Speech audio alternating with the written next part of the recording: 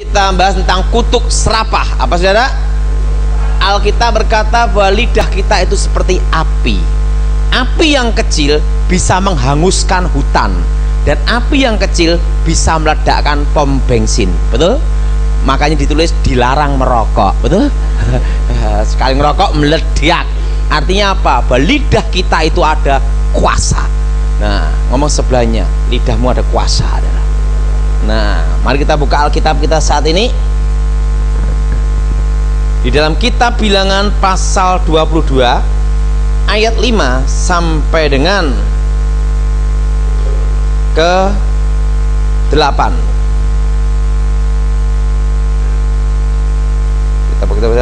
Kitab Bilangan pasal 22 ayat 5 sampai dengan ke 11. Raja ini mengirim utusan kepada Bileam bin Beor ke Petor yang di tepi sungai Efrat, ke negeri teman-teman sebangsanya, untuk memanggil dia dengan pesan, ketahuilah ada suatu bangsa keluar dari Mesir, sungguh sampai tertutup permukaan bumi olehnya, dan mereka sedang berkemah di depanku. Ayat 6 sudah baca?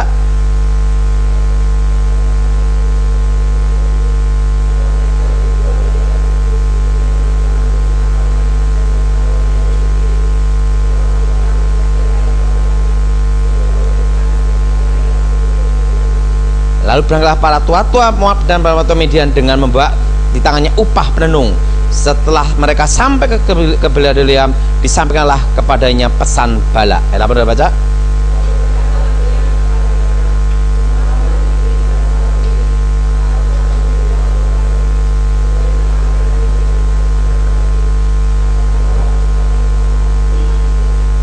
Saudara yang kasih dalam Tuhan, Bileam adalah nabi palsu. Apa saudara?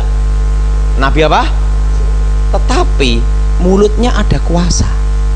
Kalau dia mengutuk orang, terkutuklah orang tersebut. Maka Balak bin Beor, raja Moab, si Balak minta supaya Bileam bin Beor mengutuk Israel.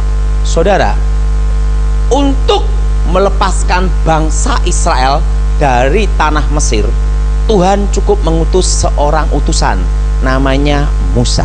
Amin. Amin. Dan pada waktu Tuhan mau menegur Raja Akab, Tuhan cukup mengutus seorang nabi, namanya Elia. Tetapi ingat, untuk membatalkan kutukan Bileam, Tuhan tidak mengutus nabi, tapi dia sendiri yang datang untuk berhadapan dengan Bileam sampai keledainya bicara. Untuk apa? Karena kalau sampai Bileam mengutuk Israel, maka terkutuklah Israel selamanya. Karena itulah Tuhan sendiri yang berhadapan dengan Bileam, untuk kutuk itu diubah menjadi berkat untuk Israel. Amin.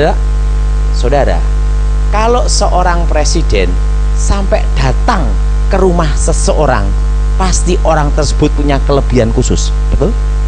Betul? Nah, kalau enggak cukup suruh ajudan atau menteri. Betul?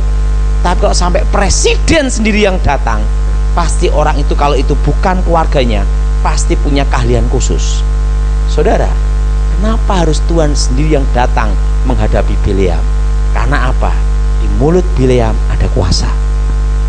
Nah, sebelum saya bertobat, guru saya memberitahu saya bahwa ada suatu kutukan yang tidak bisa dibatalkan oleh mantra apapun dan ruatan ritual apapun, dan yang bisa membatalkan hanya Yang Maha Kuasa.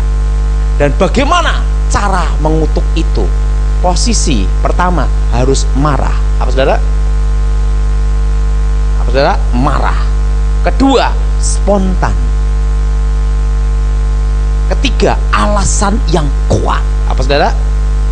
Kutuk tanpa alasan itu tidak bisa. Pertama marah, kedua saudara spontan, ketiga saudara alasan yang kuat, dan yang keempat di depan muka. Nah, bisa enggak ngutuk pakai impun? Enggak bisa. Ada peraturan kutuk arti kutuk itu apa? Kata-kata yang mengikat, yang menyebabkan penderitaan, kehancuran, malapetaka, musibah, dan kematian abadi. Itu namanya kutuk. Jadi kata-kata. Dan yang kelima, harus ada dalam salah satu 4 posisi. Apa saudara? Nah, pertama, kedudukan lebih tinggi yang berhubungan dengan darah.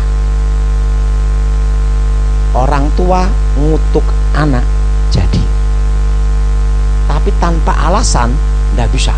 Kalau orang tuanya itu latah ngutuk terus, tidak bisa, adalah tanpa alasan yang kuat tidak bisa.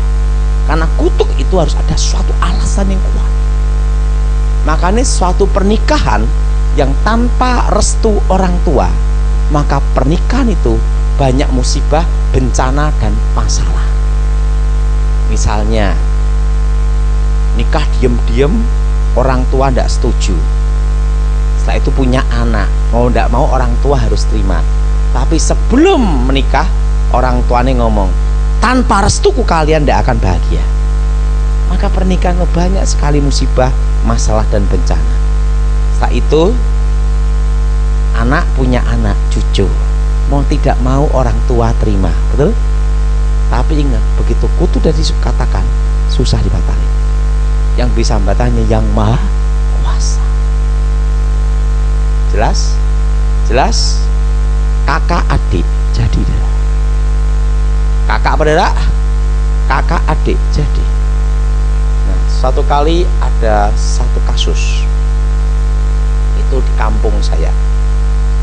Ada seorang bapak bermimpi. Itu kejadiannya sebelum saya lahir. Itu kisah nyata. Dalam mimpinya, bapak ini mendapat mimpi bahwa di pohon bambu di tengah-tengah itu ada kunir, yaitu emas, harta karun. Dia cerita sama menantunya. Dia ngomong sama menantunya, tadi malam saya bermimpi bahwa di bambu itu posisinya di tanah ini itu ada harta karun. Apa yang terjadi? Sama menantunya, tanpa sepengetahuan mertuanya, digali sendiri. Dan ketemulah emas-emas dan emerald, jamrud. Yang mimpi tidak dapat apa-apa. Apa yang terjadi? Menantu sama anaknya dipanggil. Langsung menantunya kaya raya. Yang mimpi tetap miskin. Alasan yang marah, spontan. Dan marah emosinya dia berkata, terkutuklah kamu. Harta, kamu gila harta, kamu akan gila. Dan anak cucumu, yang laki-laki jadi gigolo, yang perempuan jadi pelacur, dan kamu miskin seumur hidup. Dan anak cucumu miskin semua. Saking marahnya, langsung menantunya gila sampai meninggal. Dan anak cucunya sampai sekarang, yang laki-laki jadi gigolo, tukang kawin, yang perempuan jadi pelacur, kawin cerai. Ingat, salah satu keturunan yang ngomong saya, bagaimana melepaskan kutukan itu. Ingat saudara, lidah ini ada kuasa. Makanya sesuatu yang berhubungan dengan warisan itu berbahaya.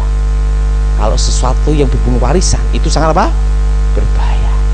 Ada salah satu contoh, seorang ibu buta huruf. Dia tidak tahu baca dan tidak tahu tulis. Taunya hanya cap jempol. Nah, punya anak, anaknya itu 4, laki, perempuan, laki-laki. Nah, mereka menikah keluar rumah, tapi yang bungsu tinggal di rumah. Otomatis makanya yang tinggal di rumah itu pasti dapat bagian warisan yang paling banyak, karena bisa ngerayu gombal mukio, betul? Betul? Nah, ibunya mau makan apa dikasih makan, mau ini mamah mau apa terus. Dan sedangkan yang sudah keluar rumah kan keluarganya masing-masing, betul? Makanya untuk dapat warisan banyak itu harus dekat dengan ibu, betul? Nah, seperti siapa? Yakub, betul?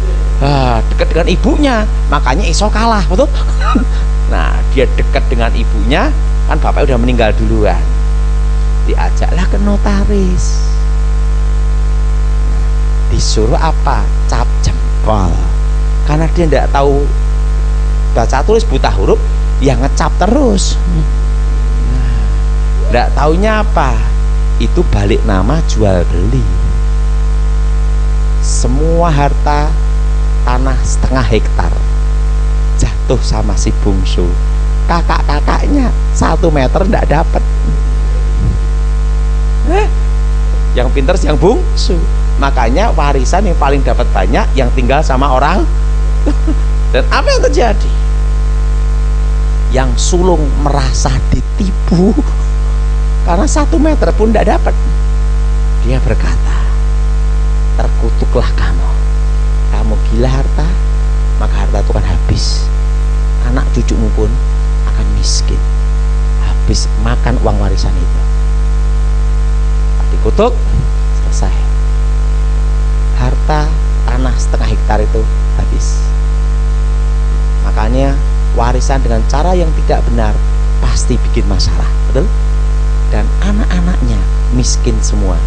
Waktu saya punya pabrik, sampai anaknya minta tolong kerja ngelamar jadi satpam. Serapah. Apa saudara? Alasan yang kuat, yang berhubungan dengan darah. Anak ngutuk orang tua, batal. Tidak bisa, karena anak lahir dari orang tua, bukan dari pintu. Kedudukan lebih tinggi, yang berhubungan dengan darah. Jadi mengutuk itu harus ada suatu posisinya. Marah, emosi.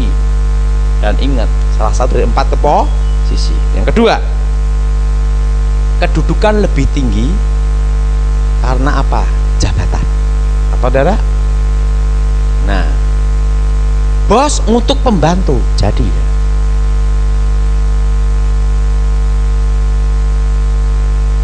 punya pembantu, kasih tahu susah kali, kamu itu kok bekok, goblok, alasan yang kuat, emosi spontan, jadi itu pembantu suruh ke kiri, belok ke kanan terus. Alasan yang kuat. Suatu kali ada, ingat, posisi kedudukan apa? Lebih apa? Tinggi dalam jabatan. Ada seorang bos baru, anak muda, dia jadi bos, dapat warisan dari orang tua jadi bos.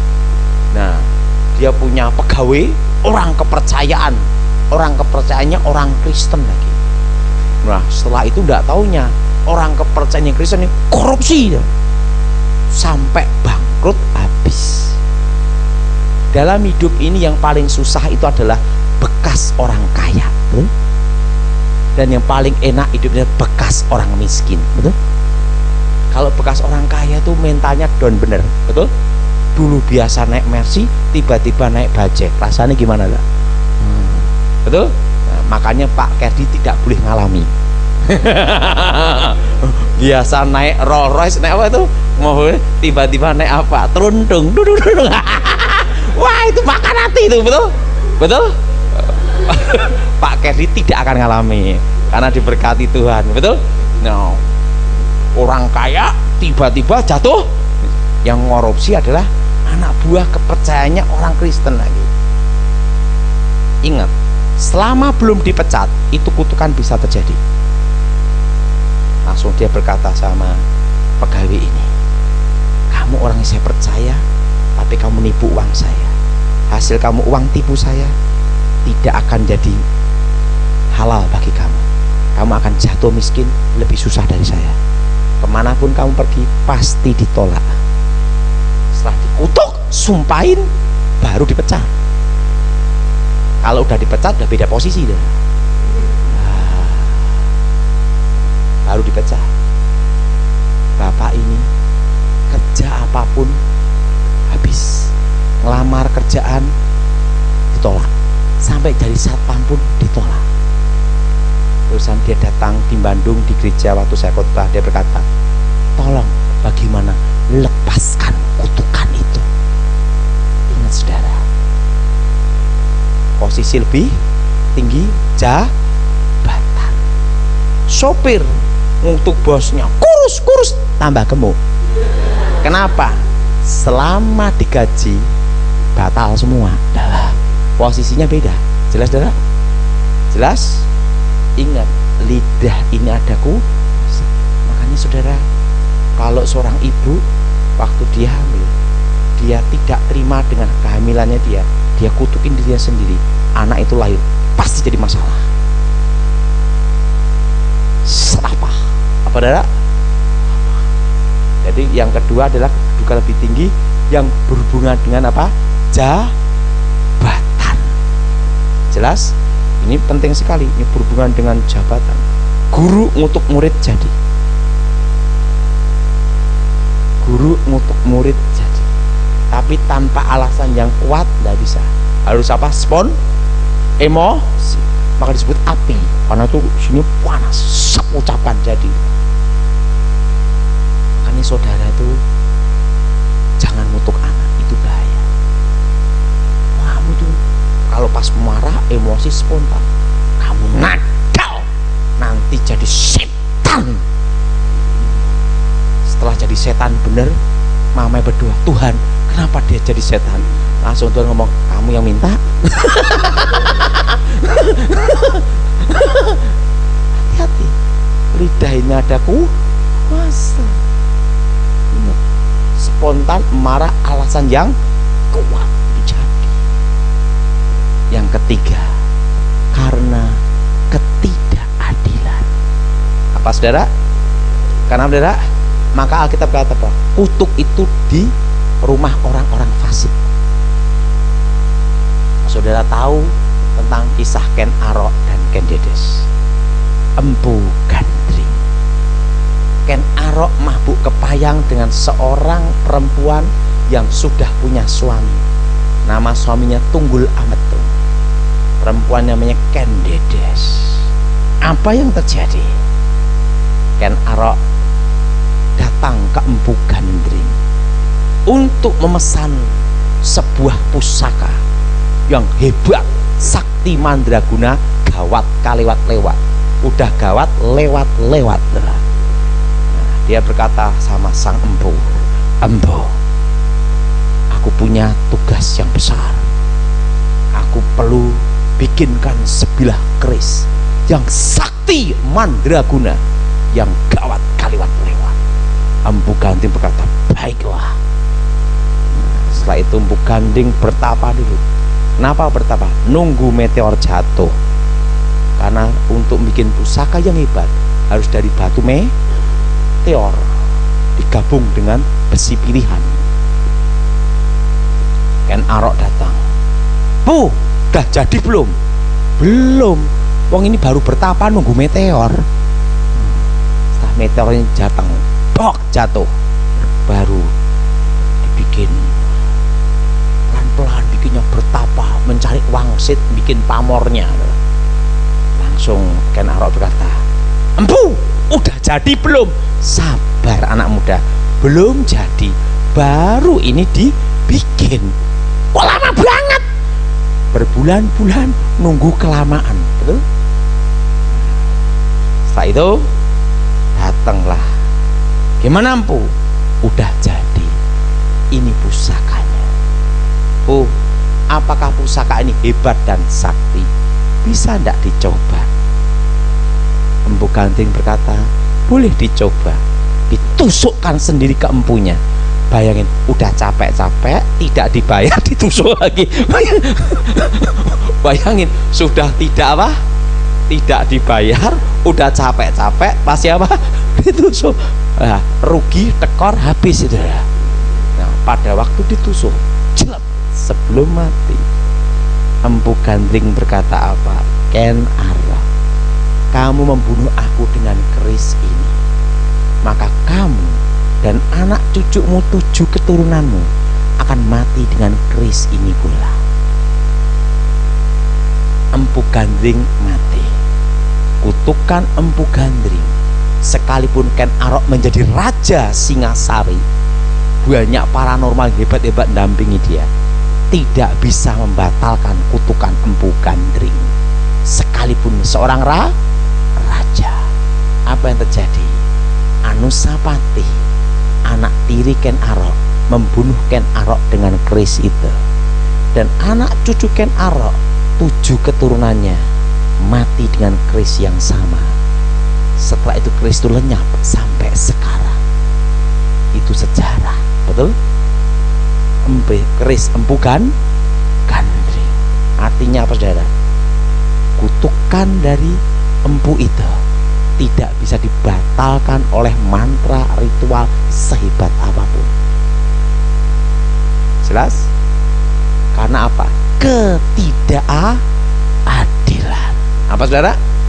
Ketidakadilan. Makanya suatu tanah, kalau itu sengketa, sumpah-sumpahan di tanah itu, maka tanah itu menjadi kutukan. Tanah itu akan banyak ada musibah dan bencana, menjadi rumah angker atau tanah angker. Kenapa? Kutuk namanya ludah api, ya benar? Kalau orang Jawa namanya itu dadi geni. Itu kakek saya dulu ngajarkan saya.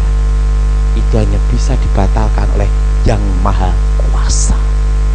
Ingat, ketidakadilan. Makanya utang kalau tidak bayar, yang punya uang marah, emosi, terkutuklah kamu. Tapi di depan muka, kalau telepon tidak bisa. Itu yang ngemplang itu pasti sengsara. Kenapa? Itu serapah. Nah, ada seorang ibu punya suami itu selingkuh, bolak-balik selingkuh, tapi hebatnya tidak pernah ketahuan. Saking marah istrinya ini, marah, jengkel, kamu tukang tipu, terkutuklah kamu, nanti kamu kena penyakit raja singa. Disumpahin suaminya sendiri dengan sipilis raja singa.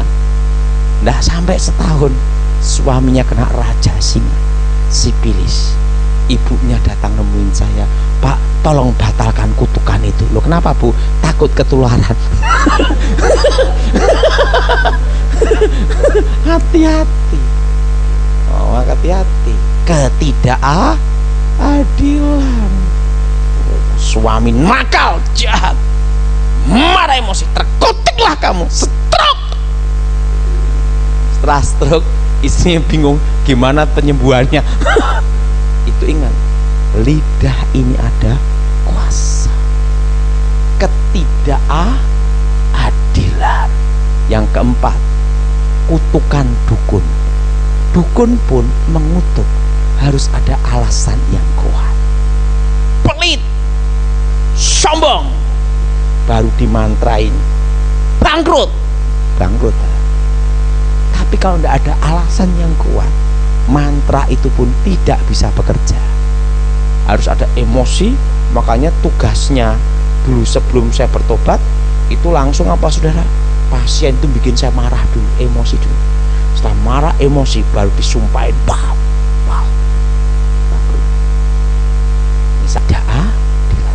Itu kutukan dukun pun harus ada alasan yang kuat. Tanpa alasan yang kuat tetap tidak bisa. Makanya ilmu pelet guna-guna. Misalnya ada perempuan sombong, wajahmu kayak monyet, garap pasti kena. Dimantrai, disumpahi kutukan, pasti perempuan tuh ditutup, tidak bisa nikah. Jadi tanpa alasan yang kuat tidak bisa. Dukun pun mengutuk harus ada alasan yang kuat. Nah, bagaimana cara membatalkannya? Yang bisa membatalkan hanya apa? Yang Maha Kuasa. Ini semua Yang Maha Kuasa. Cara membatalkan kutukan itu namanya kutuk sumpah serapah, ludah api. Artinya apa? Orang Jawa itu dadikan ludah menjadi api. Itu cara membatalkannya.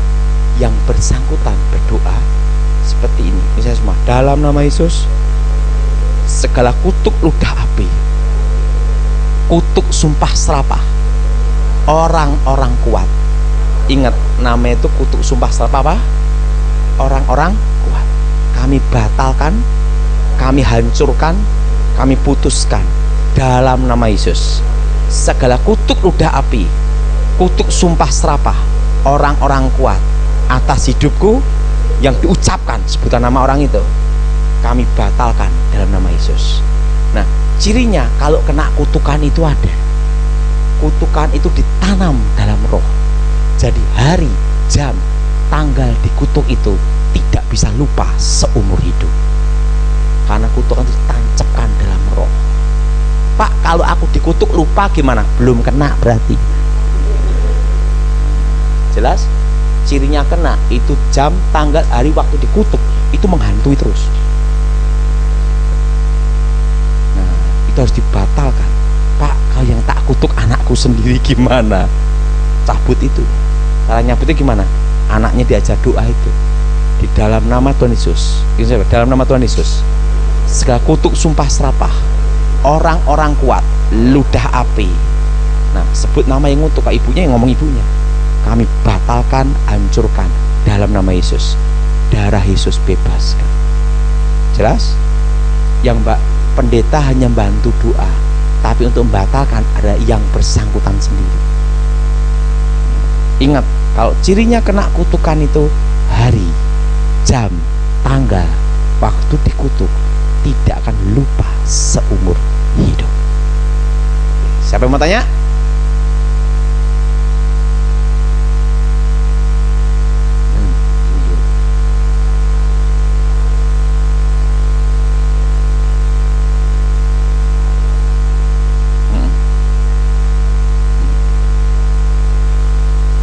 Suatu kutukan terjadi kalau ada alasan yang kuat,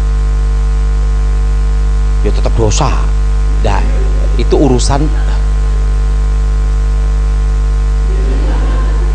urusan yang maha ku. Karena suatu kutukan itu terjadi kalau ada alasan yang kuat. Arti alasan kuat itu artinya apa? Pasti salah. Jelas? Suatu kutukan itu terjadi kalau yang bersangkutan betul bersalah. Tapi kalau tidak bersalah, tidak bisa dikutuk.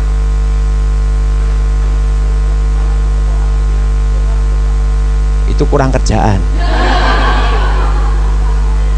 Karena apa? Tanpa, ingat, kutuk tanpa alasan tidak bi.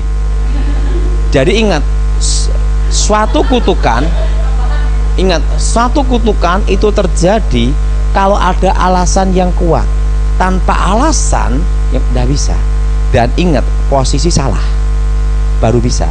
Kalau posisi dia benar, dikutuk nggak bisa. Ingat, nggak bisa. Ada aturan. Presiden tidak bisa ngutuk. Ingat, menteri tidak bisa ngutuk presiden, tapi presiden bisa ngutuk menteri. Jadi kalau presiden ngutuk menteri bisa enggak? Bisa. Maka ada namanya sabda raja. Kalau presiden ngutuk menteri bisa, tapi menteri ngutuk presiden tidak bisa, posisi lebih tinggi. Makanya ada namanya sabda raja.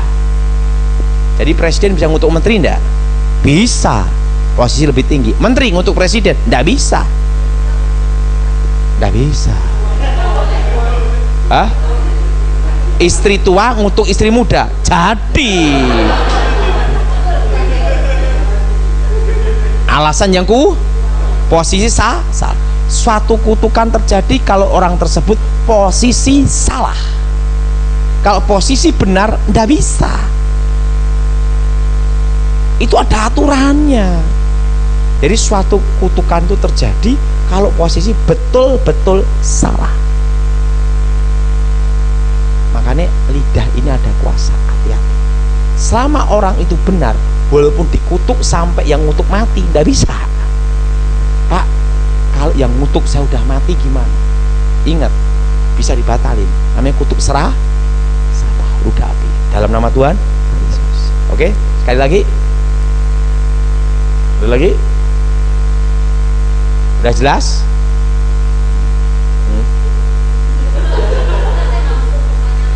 Nah.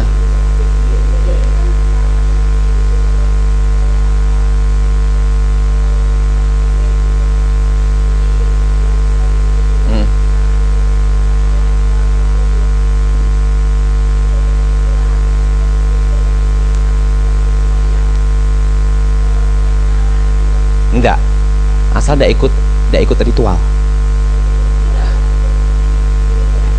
Ya kan menghormati keluarga aja toh.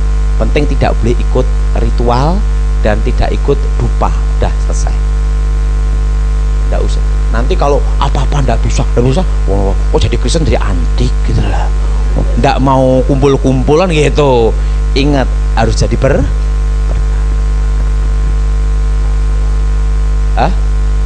apa?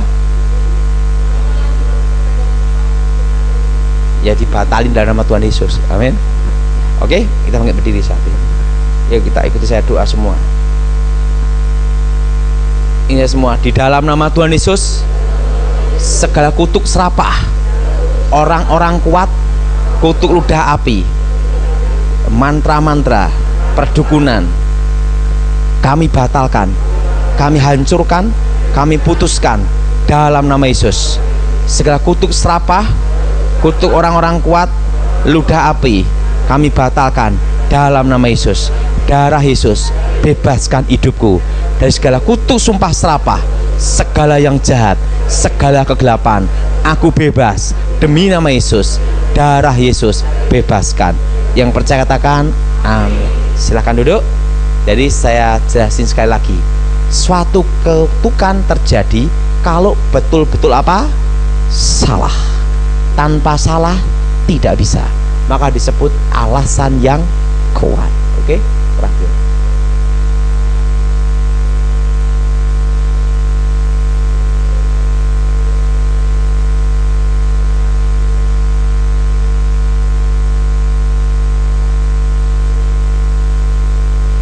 Udah bisa,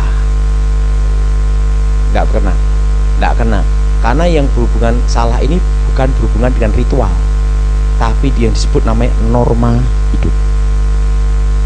Jelas?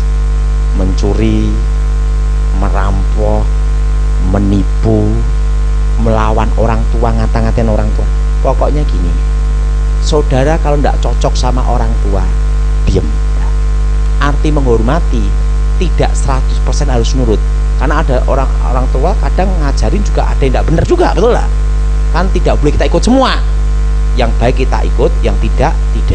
Tapi jangan melawan atau ngata-ngatain atau menghujat, itu tidak boleh. Kalau tidak cocok, diem, jangan dilakukan. Kalau cocok, dilakukan. Kenapa saya ngomong demikian? Ya saya kan punya orang tua, jadi ngalami. Kadang misalnya orang tua nyuruh kita tanda tangan sertifikat untuk dikasihkan ke ini, kita tidak cocok. Ini orang ini tidak becus, dia tak pandai ngerayu orang tua kita ikutin tambah parah. Yang lain-lainnya gimana, betul enggak? Nah itu harus bijaksana, jangan melawan atau tapi apa? Diem. Siapa yang setuju angkat tangan? Cocok, karena apa? Banyak ngalami. Oke, saya sudah cukup karena saya harus pulang dulu.